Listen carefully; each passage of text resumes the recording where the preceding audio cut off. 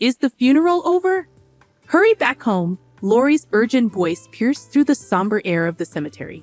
Today marked Alyssa's birthday party, a day of celebration juxtaposed against the recent loss of Shell, my beloved daughter who departed this world at the tender age of 5. My mother-in-law's call came as a stark reminder of life's relentless march forward. Even in the face of heart-wrenching grief, she hadn't attended her own granddaughter's funeral. Instead, her focus was on Alyssa's birthday festivities. The request bewildered me, stirring a mixture of anger and sorrow within. I couldn't help but wonder if grief had clouded Lori's judgment. How could she expect me to simply transition from bidding farewell to my precious Shell to attending a birthday party? The raw of emotion spurred me to action, prompting a phone call that would hopefully provide some solace. My name is Rel, a 33-year-old housewife. My husband Milo, just 2 years my senior, and I were introduced through mutual friends 6 years ago. Our union blessed us with a daughter, Shelley, who brought immeasurable joy into our lives. But fate dealt her a cruel hand.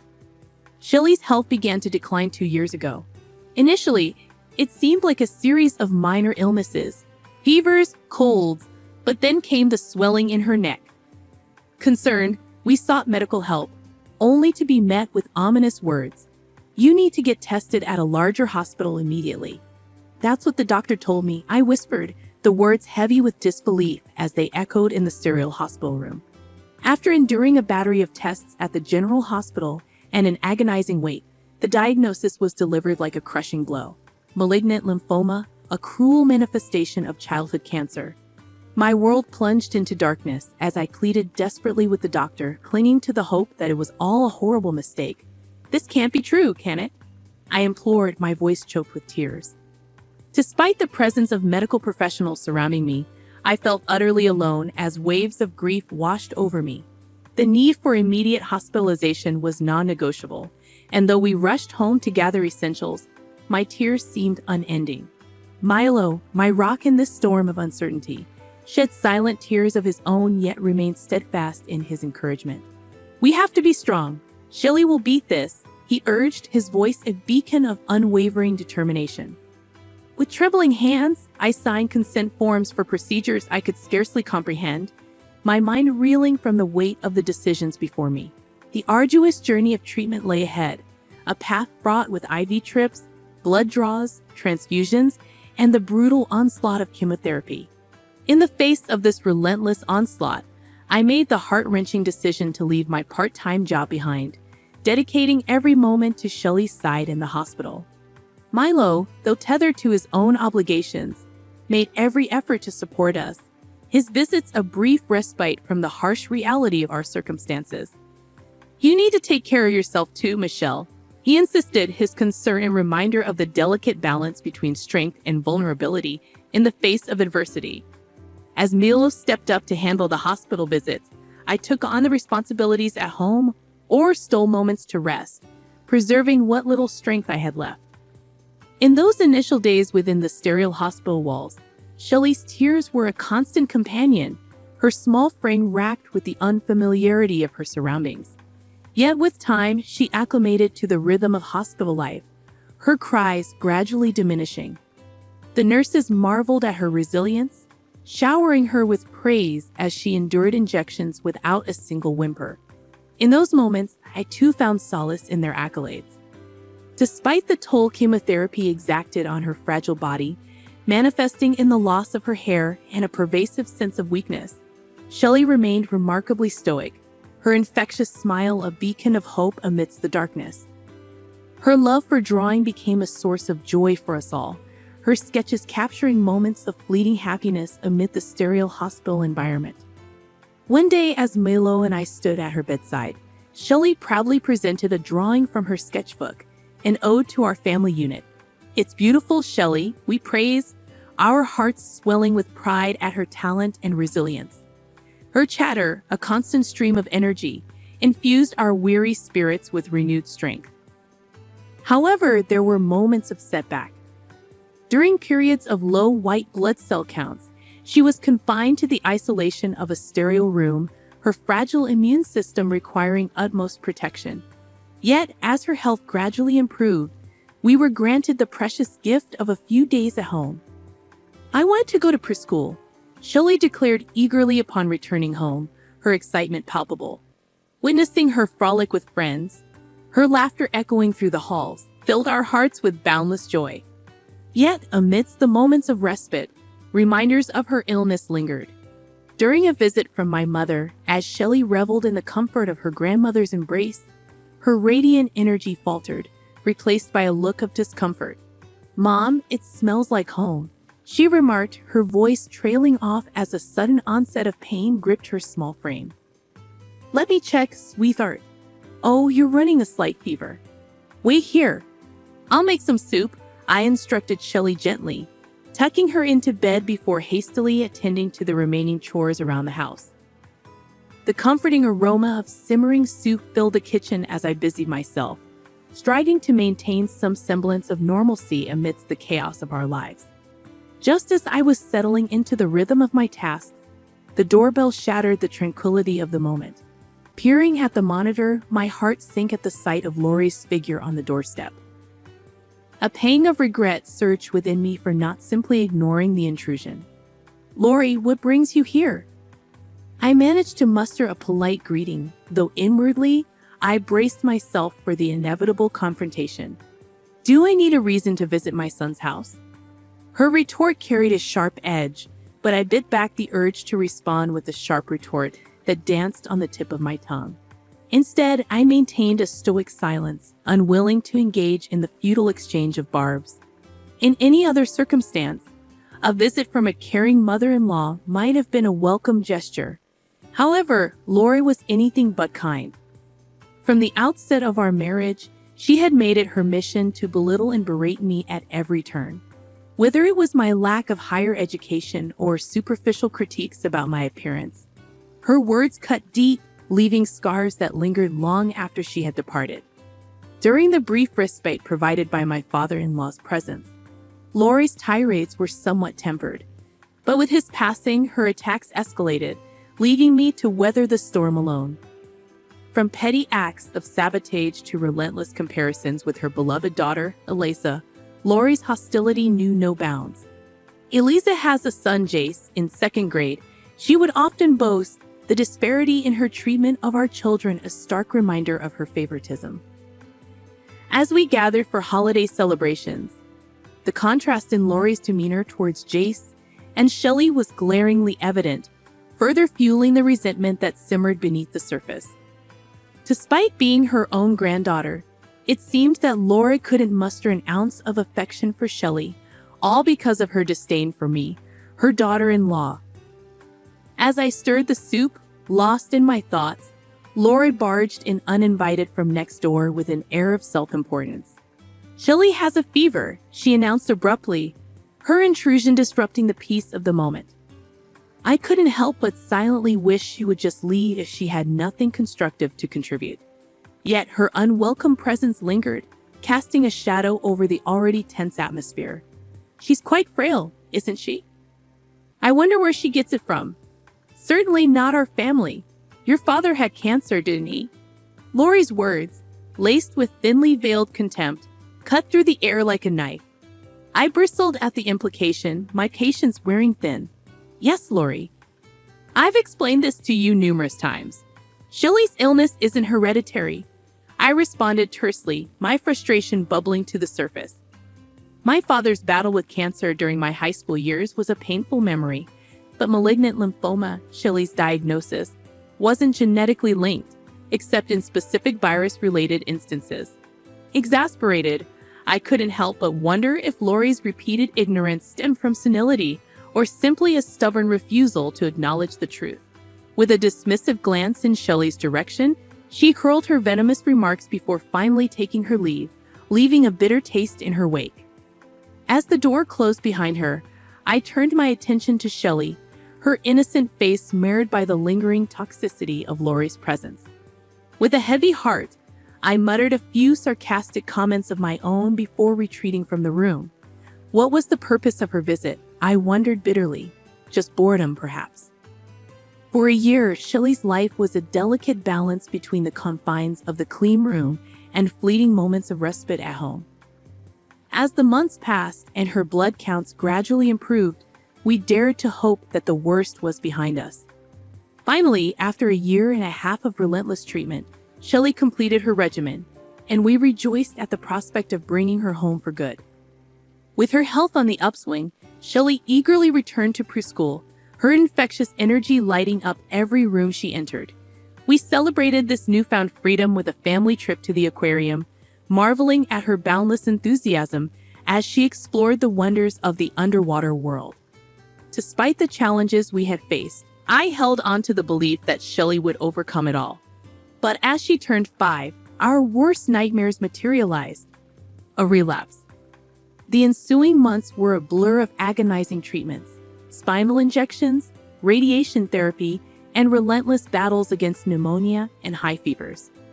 Desperate to spare her from further suffering, I underwent a bone marrow transplant, clinging to the hope that it would be enough to save her. But fate had other plans. Despite my best efforts, my body's betrayal dashed any hope of a reprieve for Shelley. With heavy hearts, we faced the grim reality of the doctor's prognosis. There was nothing more to be done. Further treatment would only prolong her suffering. It was a devastating verdict, a stark reminder of the limited time we had left. In the face of such adversity, we made a solemn decision to bring Shelley home, determined to fill her remaining days with love and laughter. Every moment became precious as we embarked on a journey to fulfill her every wish. From preschool sports days to playful outings, we savored each fleeting moment, cherishing the radiant joy that Shelley brought to everyone she encountered. And amidst it all, my mother's unwavering presence provided a source of comfort and solace, a reminder that we were not alone in our grief.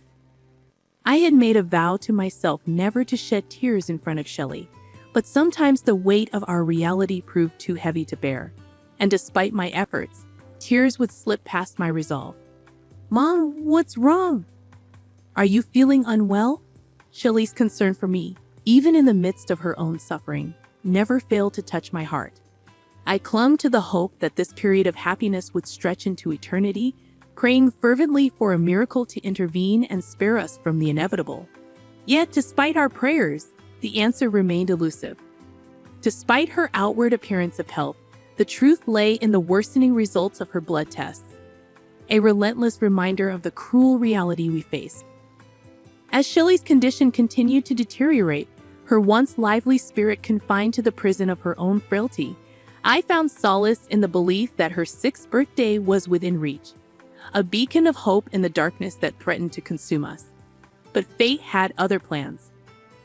Like sand slipping through our fingers, Shelley's grasp on life grew increasingly tenuous, her strength waning with each passing day. As her breaths grew labored and her struggle became more pronounced, the doctor's somber words hung heavy in the air, a harbinger of the inevitable. "Prepare yourselves," they cautioned, their words a cruel echo of the anguish that reverberated within my own heart. In that moment of devastating clarity, I found myself unable to hold back the flood of tears that threatened to consume me.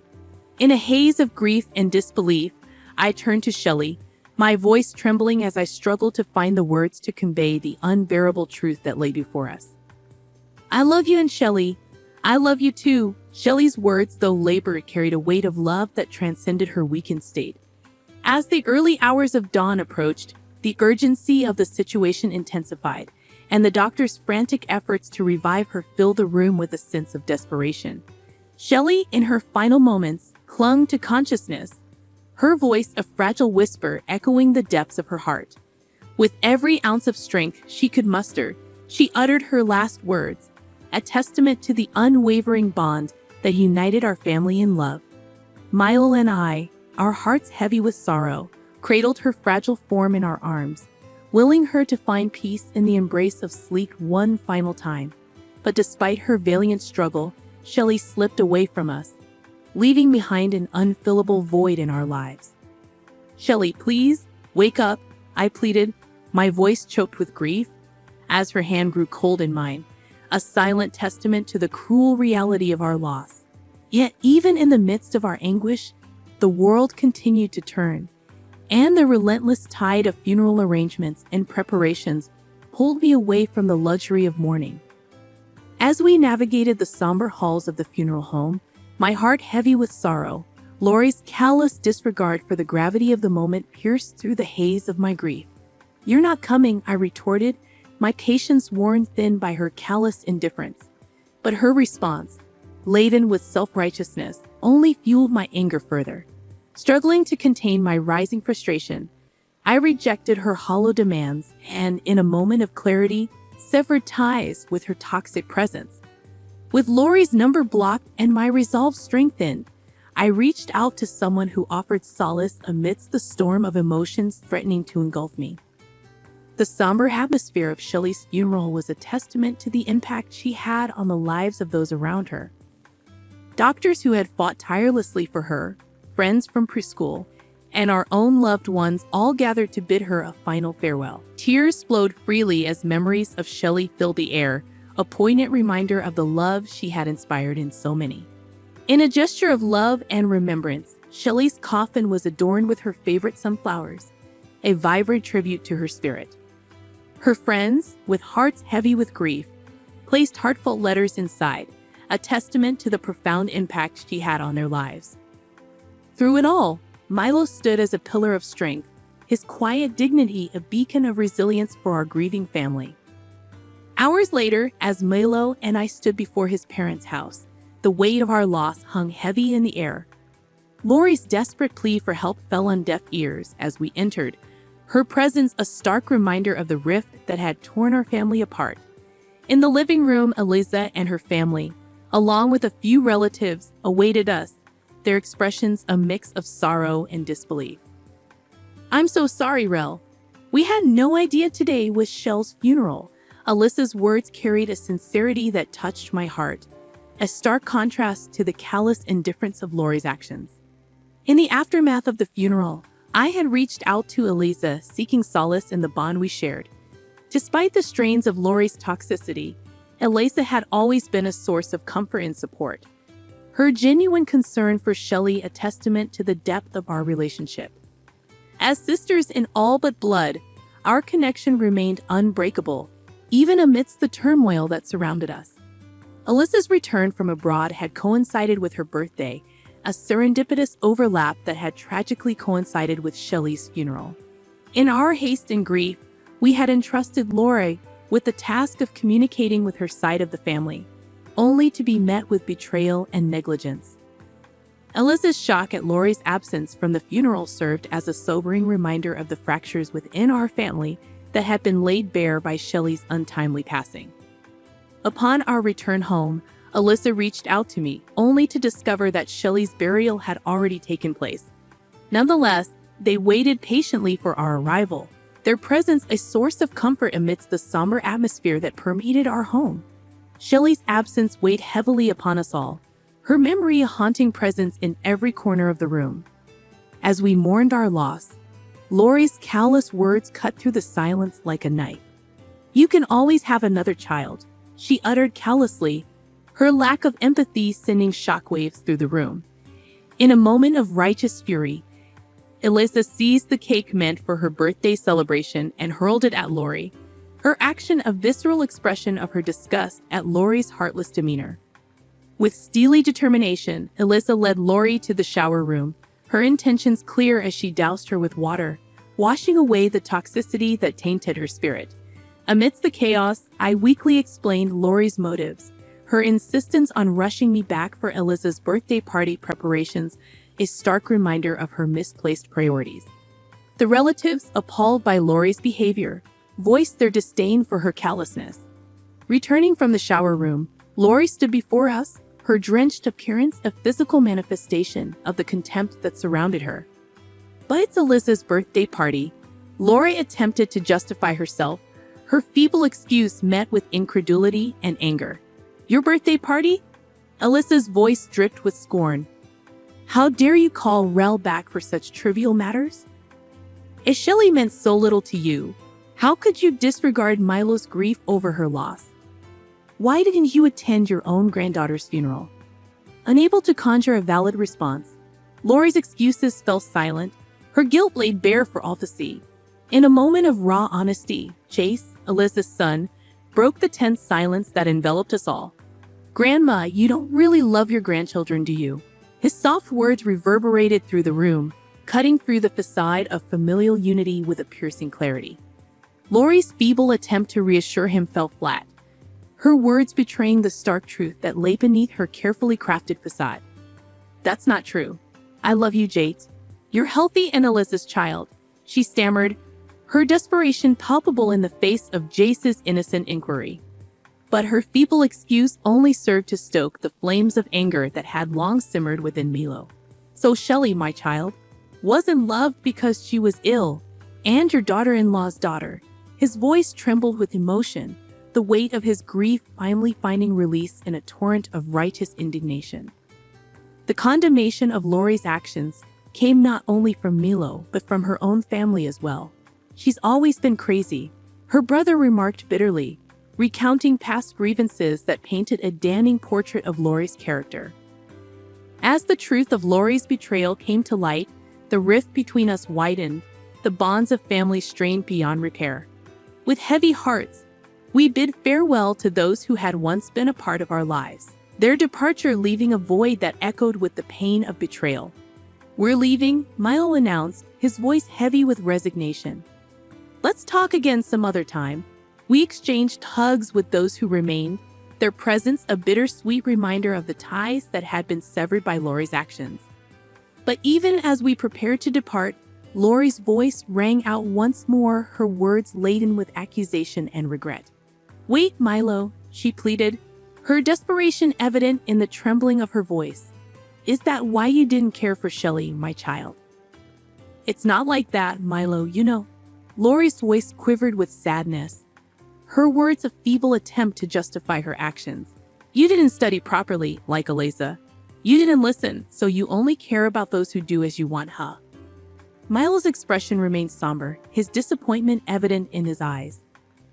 As I handed Lori something beside him, a pang of sorrow gripped my heart. It was a drawing of Lori, meticulously crafted by Shelley's tiny hands. In the picture, Lori was depicted with a radiant smile adorning her face. "Despite everything, even though you didn't dote on Shell, she admired you," I spoke softly, the weight of my words heavy with emotion. "I hated you and never saw a smile from you, but maybe Shelley saw you smiling like this." Shell was a pure and kind child. Even during her treatment, she was more concerned about me. Perhaps in her eyes, she saw a kind Lori. Lori's tears flowed freely for the first time, her fingers trembling as she clutched the drawing close to her chest. But amidst the flood of emotions, it was painfully clear that the damage had already been done. "We're also leaving. I won't ever see Mom again."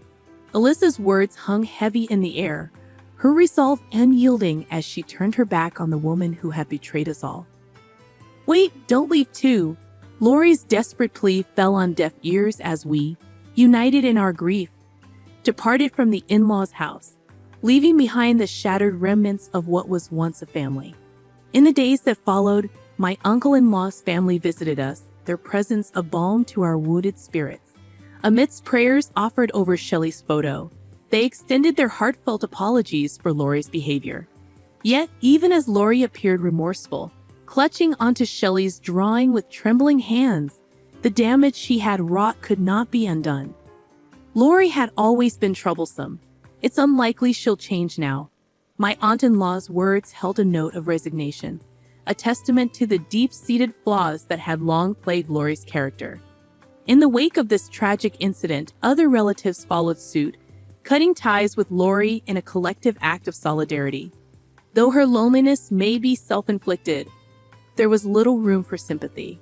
Her long history of erratic behavior had left scars too deep to heal, and as she faced the consequences of her actions, she would be forced to confront the weight of her regrets alone. In the aftermath of the funeral, as the whirlwind of busy days and necessary procedures subsided, the full weight of Shelley's loss crashed down upon me like a tidal wave. In the depths of my grief, I found myself engulfed by a sense of overwhelming despair, my vision clouded by tears that seemed to never cease. Milo's concern for my well-being grew with each passing day, prompting my mother to stay with us for a while, offering her comfort and support during my darkest hours. Haunted by the relentless question of whether I could have done more to save Shelley, I found myself teetering on the brink of madness, consumed by guilt and regret. But amidst the suffocating darkness that threatened to engulf me, I couldn't bring myself to entertain thoughts of ending my own life. For Shelley had fought with such tenacity until the very end, her spirit refusing to surrender to the cruel hand fate had dealt her. Slowly, almost imperceptibly, a glimmer of hope began to flicker within me once more. Finding solace in the shared experiences of other parents who had suffered similar losses, I sought refuge in the embrace of a support group where tears were shed and stories shared, offering a semblance of comfort in our collective grief. Reconnecting with Eliza and engaging in heartfelt conversations with her served as a source of solace, a reminder that I was not alone in my pain. And then, amidst the darkness, a beacon of light emerged in the form of a furry companion. Milo and I welcomed the puppy into our home, its boundless energy and unwavering affection serving as a gentle reminder of the love and joy that Shelley had brought into our lives. In the wag of its tail and the sparkle in its eyes, I saw echoes of our bright child, Shelley, her spirit living on in the playful antics of our new furry friend. Do you draw in heaven, chatter endlessly, and smile with that infectious joy of yours? I whispered into the ether, my words a silent prayer carried on the wings of hope. Someday we'll be together again, but until then, wait for me. And if by some miracle our paths cross once more, I long to see your radiant smile lighting up the heavens above.